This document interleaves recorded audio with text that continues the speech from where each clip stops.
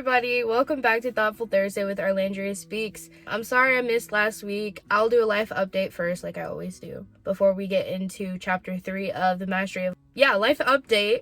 I had COVID for 2 weeks, and it really sucked. I'm not gonna lie, it was definitely a huge setback for me, mentally and physically. I mean, mentally more than physically. It took me out of my routine, and I am a stickler for my routine because it keeps my head on straight. And because I had COVID, I did not go to work. And because I didn't go to work, I didn't listen to my podcast like I was supposed to. I didn't listen to my self-help books like I was supposed to. I didn't do my morning routine like I was supposed to.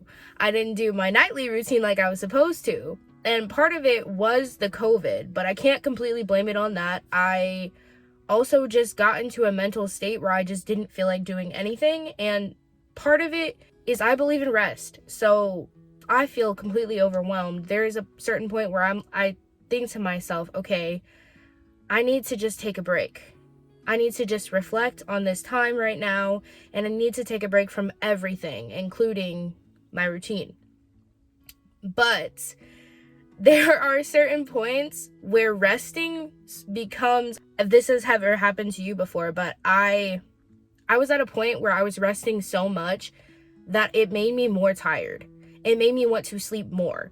And because of that reason, I started to get into this like rut and this funk. And on top of everything else, like the COVID, being sick and everything like that, I was dealing with trying to manage my personal life with like my sister and trying to help take care of her, make sure she's okay. And then on top of that, we finally got my dad's autopsy back, and I thought it was going to bring me closure, but it just made me extremely, extremely sad and made more questions pop into my head, gave me more intrusive thoughts, just made me think back to the time that like when it happened. So it became more stressful to me than helpful, and ultimately it set me back.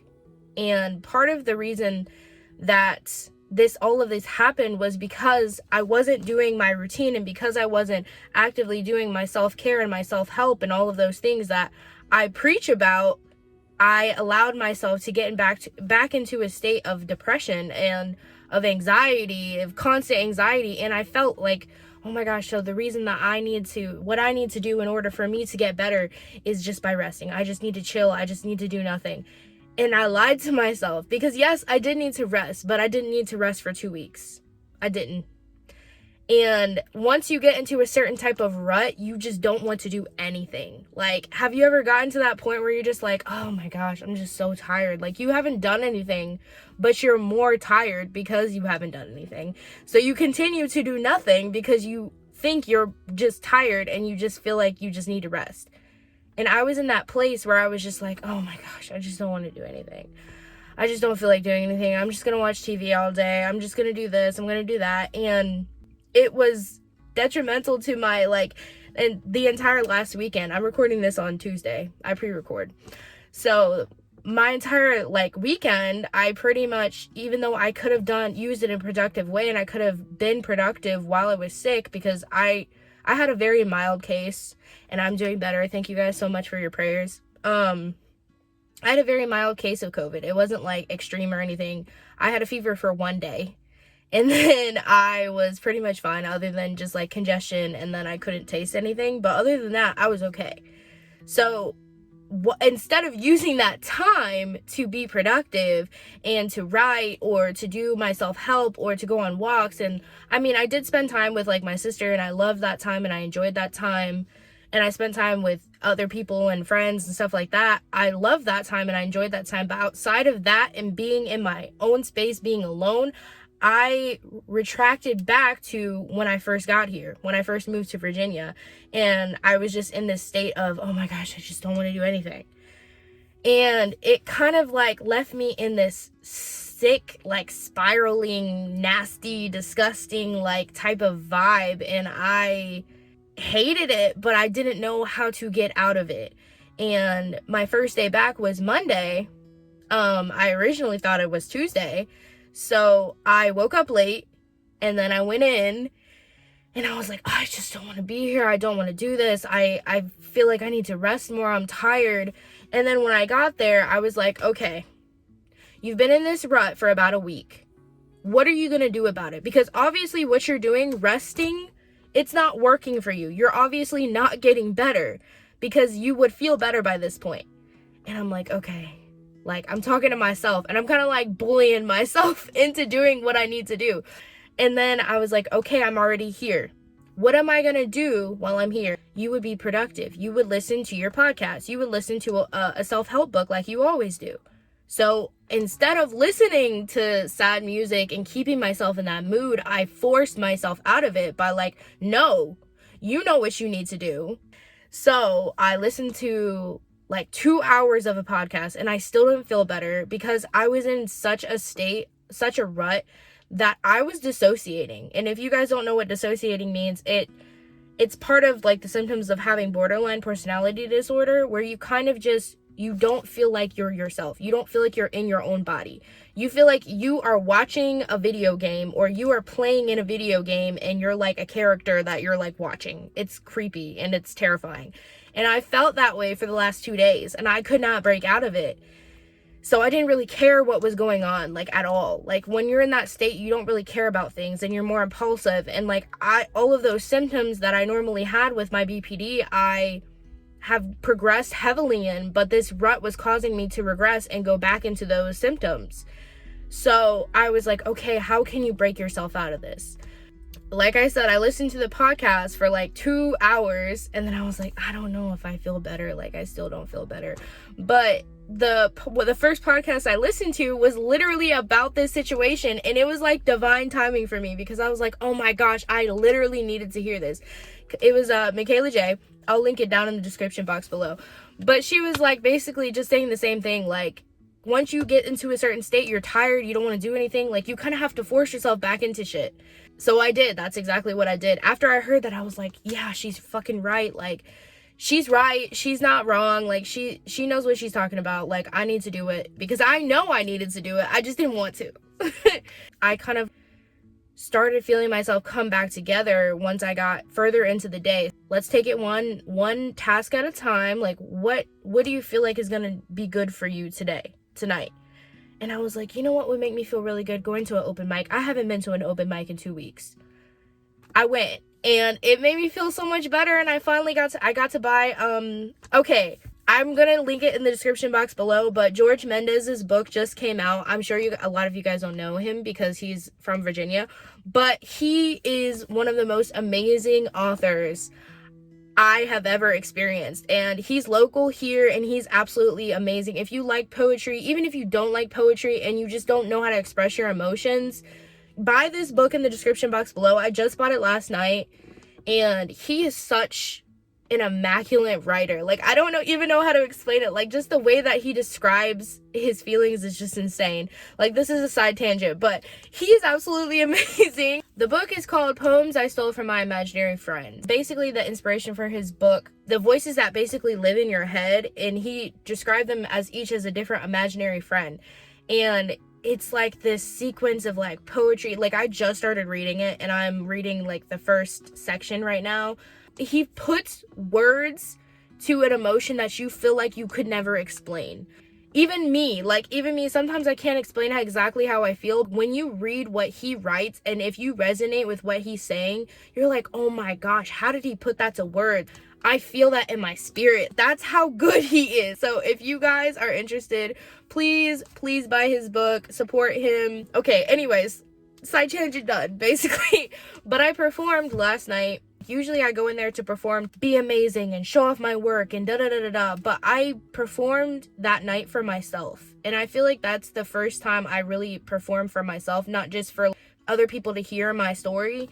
It was more of I came here and I showed up for myself, because I felt comfortable enough with the people around me at the venue. It's called the Venue on 35th. It just felt like a really good release for me. The poems that I shared that day, yesterday, were things that I had written in these past 2 weeks. So it was just sharing it with an audience that I felt safe with. And it just, like, overwhelmed me with just like bliss. And then after that, like there was like mad comedians that performed after me, and they did freaking amazing, and they like made me laugh, and it was just a good experience.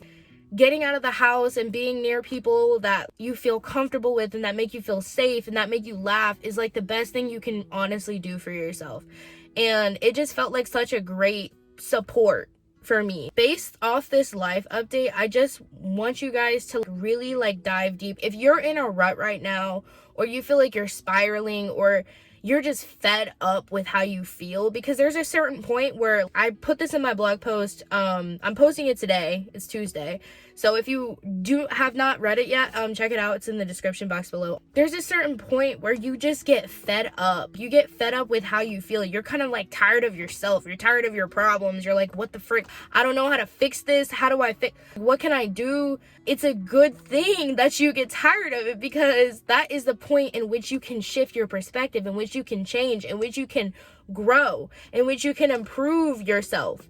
And this specific turning point, I needed this setback in order for me to see my growth, in order for me to learn more. As much as I say like you have to be positive and da da da da da, like there are always going to be times where you feel like everything is going wrong, and that's okay, because we're human, and that's just part of the human design. Like, we're gonna feel like things are falling apart sometimes. As long as you learn from that experience and that time, that is what matters. That is the most important thing. And I really just feel like this rut has made me 2 times more motivated and dedicated thing ever. I gotta do my nightly routine and my morning routine every day. I gotta come to work on time. I'm gonna come with energy, more energy than I have in the past month, because I'm excited about it now. I'm excited about it again. A reiteration of being more excited. If you don't feel like you know how to start, you know you're stuck. You know you're depressed. You know you're anxious about your work or your job or your physical body or your mental health. Whatever you feel like you're stuck in and you don't know how to fix it, the first thing that you can do is journal. I know that sounds stupid and crazy and senseless, but that's what I did. The first thing I did in like my healing journey, the first thing I did was making a priority. This is a side tangent. This is coming from the book that I read earlier today. It's called Essentialism. I don't know who the author is. I can't give you that. I'm sorry. But I'll also link that in the description box below. But it's about essentialism. It's about having a priority list, right? So we as people are constantly moving, constantly busy. But you need to ultimately figure out what the priority is. What's your biggest problem right now that you feel like is making you drag your feet, you're living, but you're not breathing? And what is it? Is it your job? Is it your romantic relationships? Is it your family? Is it your school? Is it your mental health? Is it your physical body that you feel like is just dragging you down? Like, what is it exactly? And make that your top priority that you want to work on right now. And when I mean right now, I mean starting tomorrow or today. You're gonna put 1 foot forward and take 1 small step today. What do you feel like that is? Because there's always something in somebody's life that they feel like they could work on, because we're all a work in progress. So I ask you, this is homework.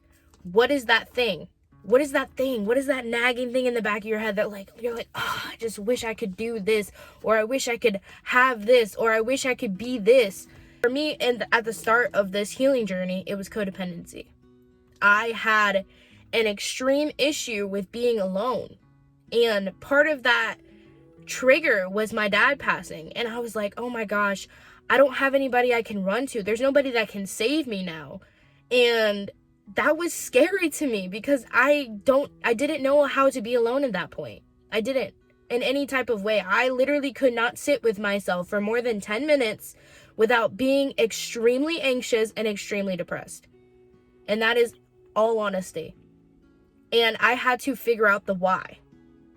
I literally had to go down to the root of the issue to figure out, why do I feel like this all the time? And it was codependency. Why can't I be alone? Codependency. Why has my, I mean, obviously the main front of my dad being gone has rocked me, but what is the trigger, the outlanding triggers going back to that to make me miss him or have intrusive thoughts about him? Codependency. It all led back to codependency. How can I fix this problem? First, you find out the why. And that can be just like by journaling, just writing down your feelings about your life in every aspect. And then you find the root, and then you figure out the how. How can I fix this? What can I do to fix this? What's one thing I can change this week that's going to help me or propel me into fixing this? Like, you don't want to do everything at once. You don't want to be like, oh, well, I want to fix my physical body, and I want to fix my mental health, and I want to fix, because I've always been that way, where like, if I'm excited about something, I'm like, I want to do it now. I want to do all of it now. But you can't, because you're going to get overwhelmed and you're going to quit. You're going to give up. So what is the first thing on your list, your top priority, your one priority that you feel like you need to fix right now? And for me, it was codependency and being alone and not knowing how to love myself. They all fit into one box. And I figured out my how. How can I fix this situation? One, I had to start loving myself. So the first thing that I did every single day was journal. Then the second thing I did was pray. Then I did affirmations in the mirror. And I had to freaking look at myself and tell myself I was beautiful. And I know that sounds stupid or crazy or whatever, but I had to do it because I did not believe it. I genuinely hated myself so much that I could not stand to be within 10 minutes of being alone. Like, I always wanted to focus on the outside. But the main problem with that was that all of your relationships and everything that you do and every way that you walk, if you are not happy on the inside, it's going to reflect outwards, and people are going to see that. And it's going to affect your life in every single aspect. It affected my job. It affected my relationships. It affected how I was confident in myself. It affected my writing. It affected how I went about things. It affected everything. Whew. Sorry, y'all. I'm getting aggressive, but I'm so passionate about this because like it has changed my life. That's what I did ultimately, the why and then the how, and then you just slowly take steps every single day, because those small changes are going to create a ripple effect if you continuously do them on a daily basis, on a weekly basis, whatever fits you and like helps you. So everyone is different. Everybody is going to have different things that they want to do. Everybody's going to have a different discipline, a different expectancy.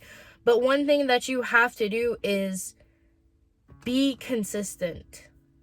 And I know this was supposed to be a life update. It is still a life update, but I just felt like I needed to tell y'all that.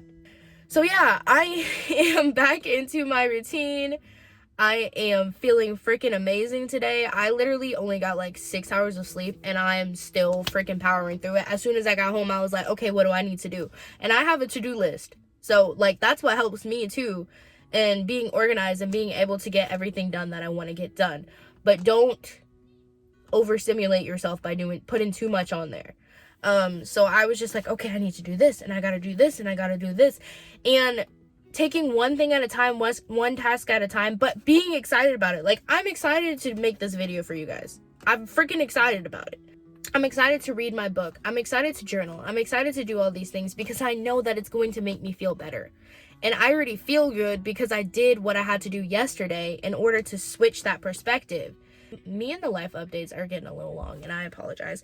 I just really love sharing with you guys, like, what I've learned on my journey, like in my own timing and stuff. And if you enjoy it, please let me know. Give it a thumbs up. I mean, give the video a thumbs up, period. But let me know in the comments below how you guys feel about my life updates, and if they're too long.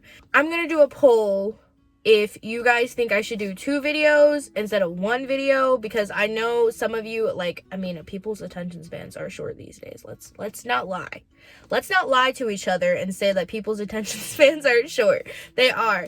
So would you rather me cut them in half and do like a Tuesday or like a different day of the week, like life experience, and then a Thoughtful Thursday episode specifically geared towards, like, I mean, right now we're doing like the mastery of love, but like whatever for Thoughtful Thursday, like, what are your thoughts on that? please let me know in the comments, or just text me, DM me, whatever works for you. Please answer the poll on my Facebook. It'll be on my story, and I'll make sure I put it on my newsfeed too. And we were getting into the mastery of love. We are getting into it. Get into it. So we are getting into chapter 3. And it is called The Man Who Didn't Believe in Love. So this chapter is more of a story chapter that turns into a lesson. So first of all, he tells you a tale, and then he gets into the lesson behind the tale. And I reread this last night just so I knew what I was speaking about today, and man, I needed to hear it. Yeah, I'm not gonna read the entire chapter to you word by word, but I will just do a once over like I normally do. So there are missing parts to the story, but I'm gonna give you a summary of the story essentially. So let's get into it. I want to tell you a very old story about the man who didn't believe in love. Of course, he had a lot of experience trying to find love, and he had observed the people around him. Wherever this man went, he used to tell people that love is nothing but an invention of poets, an invention of religions just to manipulate the weak mind of humans, to have control over humans, to make them believe. He said that love is not real, and that's why no human could ever find love even though he might look for it. This man was highly intelligent, and he was very convincing. What he said was that love is just like a drug. It makes you very high, but it creates a strong need. You can become highly addicted to love, but what happens when you don't receive your daily doses of love? He used to say that most relationships between lovers are just like a relationship between a drug addict and the one who provides the drugs. The one who has the biggest need is like the drug addict. The one who has a little need is like the provider. The drug addict, the one who has the biggest need, lives in constant fear that perhaps he will not be able to get the next dosage of love, or the drug. That fear makes the drug addict very possessive. That's mine. The addict becomes jealous and demanding because the fear of not having the next dosage.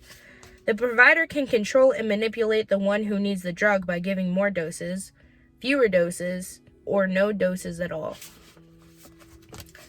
What humans call love is nothing but a fear relationship based on control. Where is the respect? Where is the love they claim to have? There is no love. What you find is a war of control to see who will manipulate whom, who will be the provider, and who will have the addiction. He used to claim that he saw many old couples that lived together 30 years, 40 years, 50 years, and they were so proud to have lived together all those years. But when they talked about their relationship, what they said was, "We survived the matrimony." That means one of them surrendered to the other. At a certain time, she gave up and decided to endure the suffering. Then one day this man was walking in a park, and there on a bench was a beautiful lady who was crying. When he saw her crying, he felt curiosity. Sitting beside her, he asked if he could help her. He asked why she was crying. You can imagine his surprise when she told him he was crying because love doesn't exist. He said, "This is amazing! A woman who believes that love doesn't exist?" Of course he wanted to know more about her. "Why do you say that love doesn't exist?" "Well, it's a long story," she replied. "I married when I was very young with all the love, all these illusions, full of hope that I would share my life with this man. We swore to each other our loyalty, respect, and honor, and created a family. But soon everything changed. I was the devoted wife who took care of the children in the home. My husband continued to develop his career, and his success and image outside of the home was more important to him than our family. He lost respect for me, and I lost respect for him. We hurt each other, and at a certain point, I discovered that I didn't love him, and he didn't love me either. But the children needed a father, and that was my excuse to stay and do whatever I could to support him. There is no sense to look for something that doesn't exist. That's why I'm crying." Understanding her very well, he embraced her and said, "You are right. Love doesn't exist. We look for love, we open our heart, and we become vulnerable. It doesn't matter how many relationships we have. The same thing happens again and again. Why do we even search for love any longer?" They were so much alike, and they became the best friends ever. It was a wonderful relationship. With every step they took together, they were happy. There was no envy or jealousy. There was no control. There was no possessiveness. One day, when the man was out of town, he had the weirdest idea. He was thinking, maybe what I feel for her is love. But this is so different from what I've ever felt before. It's not what the poets say it is. Because I am not responsible for her, I don't take anything from her. I don't have the need for her to take care of me. I don't need to blame her for my difficulties or take my dramas to her. Perhaps love does exist, but it's not what everyone thinks love is. I know exactly what you're talking about, and I had the same idea long ago, she said, but I didn't want to share it with you because I know you don't believe in love. Perhaps love does exist, but it isn't what we thought it was. And it was amazing that things changed. They still respected each other, they were still supportive of each other, and the love grew more and more. The man's heart was so full with all the love he felt that one night a great miracle happened. He was looking at the stars and he found the most beautiful one. And his love was so big that the stars started coming down from the sky. And soon that star was in his hands. Then a second miracle happened, and his soul merged with that star.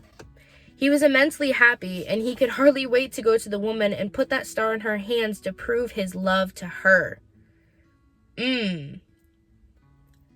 Listen to this. Listen to this. Then a second miracle happened, and his soul merged with the star. He was intensely happy, and he could hardly wait to go to the woman and put that star in her hands to prove his love to her. As soon as he put the star in her hands, she felt a moment of doubt.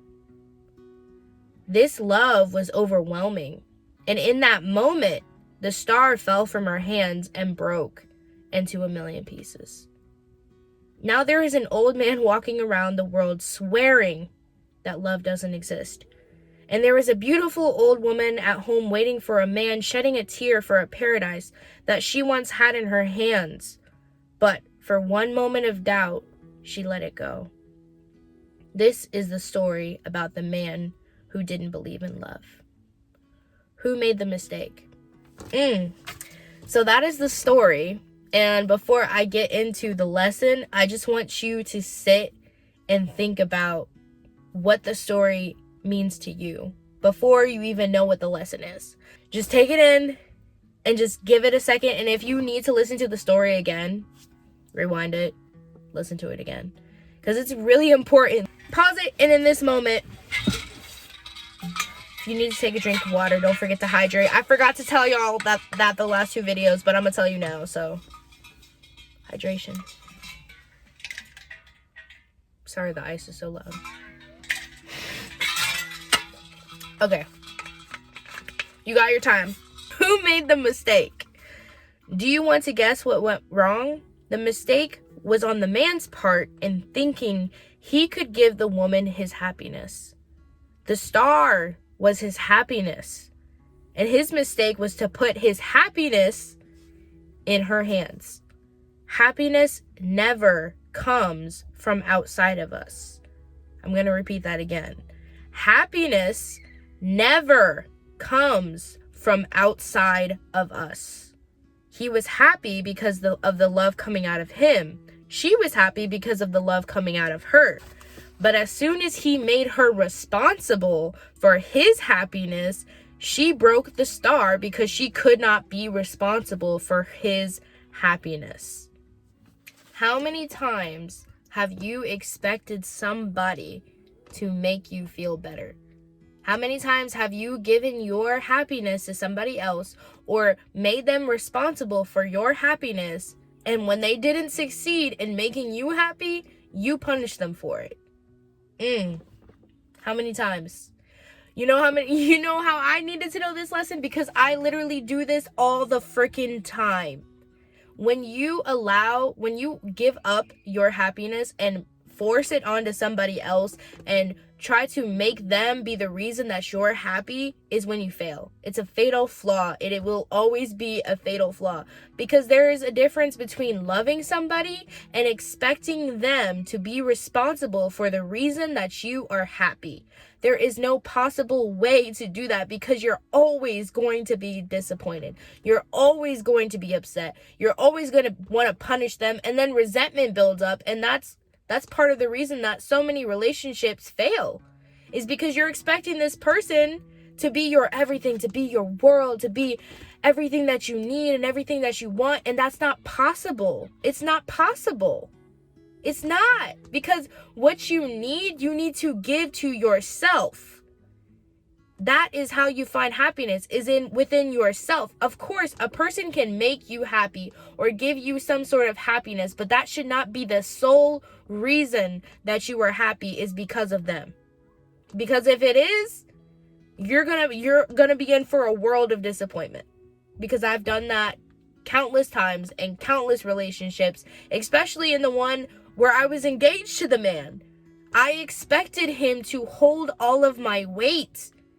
I made him responsible for holding all of my trauma. I made him responsible for holding all of my happiness. I expected him to hold on to all of my shit on top of his own. How can you expect that out of somebody that you love and then be angry at them for not succeeding? That's a lot of weight to carry. That's a lot of responsibility, especially for something that's not necessarily their responsibility. You're just making it theirs. And I've failed at that countless freaking times. Not even just in romantic relationships, in friendships even. Because of that codependency. You expect this person to do such and such thing. You assume that this person is going to do such and such thing. So you hate them for it if they don't. That's not fair. You're not giving them the opportunity. You're literally forcing them, or trying to force them, or controlling them into being somebody that they are not. You can't do that. That is not how you have a healthy relationship. That is not how you find happiness either. It's failure on both sides. You're failing your relationship and you're failing yourself. If you take your happiness and put it in someone else's hands, sooner or later, she's going to break it. If you give your happiness to someone else, she can always take it away. Then, if happiness can only come from inside you and is the result of your love, you are responsible for your happiness. We can never make anyone responsible for our own happiness, but when we go to the church to get married, the first thing we do is exchange rings. We put our star in each other's hands, expecting that she is going to make you happy and you are going to make her happy. It doesn't matter how much you love someone. You are never going to be what that person wants you to be. And didn't I learn that lesson countless freaking times? That is the mistake most of us make right from the beginning. We base our happiness on our partner, and it doesn't work that way. We base our happiness on our partner, and it doesn't work that way. We make all the promises that we cannot keep, and we set ourselves up to fail. And I wasn't going to do the episode on chapter 3 because it was story-based, but it is so important. It's such an important thing, an important lesson to have in life, and even a reminder. If you already knew that, it's a reminder. Because like I said, I've read this book countless times, but the first time I read this book and I discovered chapter 3, I was like, wow. It was like such a realization for me because after coming off this book, when I started reading it, it was in the beginning of 2022, and that was after my breakup with my fiance, and it was a terribly hard breakup to deal with and to heal from, but that realization was like, oh my gosh, that's why we failed. That is a huge reason why we failed, because it was mostly my fault. It was mostly my fault because I expected him to do everything for me. Everything, including being my happiness. And it's not possible. And that realization kind of woke me up. I failed our relationship from the beginning because that is what I expected. We were extremely codependent with each other. Extremely. And in the same way that I was with him, he was with me. And less wise with the trauma, but with the happiness, if I wasn't happy, he wasn't happy. And that can't be, that dynamic will never work. It won't work. Like, there's a difference between being empathetic towards somebody and wanting to help them, but becoming their happiness is gonna set you up for failure, especially if you're in an abusive relationship, not just a codependent relationship. But if you are giving away your happiness to somebody that abuses you, you'll never be happy. And because you gave it to them, you gave it away to them, and you're expecting them to make you happy when they're constantly either emotionally abusing you, physically abusing you, whatever, and you're still expecting that person. You're like, oh, well, they're gonna get better, they're gonna change, because you gave them that responsibility, but they already know that they have the control in their hands. It's like the drug addict and the provider part of the story. Like, what he's basically saying is that you're giving all of your power and all of your happiness to somebody else. And that's part of the story that really hit my heart too, was realizing, like, oh my gosh, like, if you're in an abusive relationship, this is why it's so hard to leave, because you don't know how to find your own happiness outside of this person. And that is the end of chapter 3 for The Mastery of Love. If you haven't ordered it, order the freaking book. Order George Mendez's book in the description box below. Please give me a thumbs up for this freaking video, please. Please. It helps me get into the algorithm, okay? And please subscribe to me if you haven't yet. I really appreciate it. So thankful to you guys. Like, I genuinely appreciate all of the support, all of the views. Like, it means so much to me, and I'm sure it means so much to him. You know, he out there. He out here. He watching y'all. So watch my videos. But thank you so much for being here, and I hope you have an amazing week. If you don't, do the homework that I told you. Priority. What's your first priority? Journal. Okay? That's a reminder. Do the freaking homework, okay? Go back and listen to it if you need to. I hope you guys have a wonderful week, and I will see you next week. Peace.